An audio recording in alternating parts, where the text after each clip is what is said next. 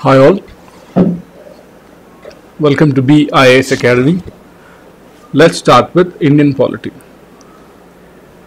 We'll start with the first chapter, that is historical background.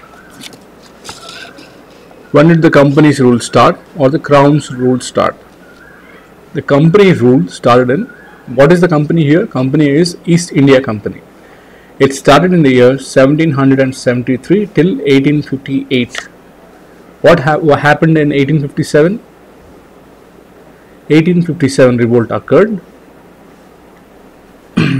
So the company rule is from 1773 to 1858, and the crown's rule started from 1858 to 1947. Okay, now let's look at the historical background. When did the British come to India? They came in the year 1600 as traders, as businessmen. They came as trading people in the form of East India Company. Here I abbreviated as EIC, that is East India Company. The British came to India in the year 1600 as traders in the form of East India Company. Then who gave the right for this East India Company, this company, to come to India? Queen. The Queen gave, or the British government, or the British ruling government gave exclusive rights of trading to the East India Company. The Queen who gave it was Queen Elizabeth I. Queen Elizabeth I gave exclusive trading rights to East India Company. Okay. So then this trading company, it came in 1600. In 1765, they got Diwani rights. What is Diwani rights? Diwani is nothing but rights over revenue and civil justice. Revenue is money. Rights over revenue generation or money. And then justice.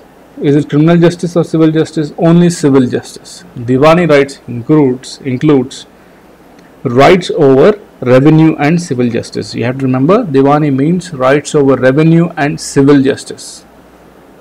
Okay. Then who gave this Diwani rights to the British? Can you guess? Mughal Emperor. Then what was the name of the Mughal Emperor who gave the Diwani rights? Shah Alam. He gave it to the British in 1765. Then you should understand the logic behind it. There might be a strong reason why the Shah Alam, Mughal Emperor, has to give Diwani rights to them. That means something might have happened there in 1764. Yes. In 1764, Battle of Buxar was fought and the British won over the Mughal. So then the Mughal Emperor Shah Alam had no choice but to give Diwani rights over Bengal, Bihar and Orissa. Okay. With this, the territorial power of the British started in 1765. Okay. Then in 1858, Sepoy Mutiny or freedom struggle, the first war of independence, or 1857 revolt, it occurred or it happened. After this, the British assumed direct responsibility of governance of British India. So from there onwards, the company rule ended and the crown rule started. Okay. And this rule continued till 1947, August 15th. Okay, with the independence, we got independence in 1947, and then in 1934, M.N. Roy. Who is M.N. Roy? He is a pioneer of communist movement in India, and he is also an advocate of radical democratism. M.N. Roy suggested a need for constitution, that India needs a constitution to govern itself post-independence. This was suggested by M.N. Roy, who is a pioneer of communist movement in India and a proponent of or an advocate of radical democratism. So with this need for constitution, Constituent Assembly started in 1946. When was the Constituent Assembly started? It was started in the year 1946. Okay. and the Constitution came into force on January 26th, 1950.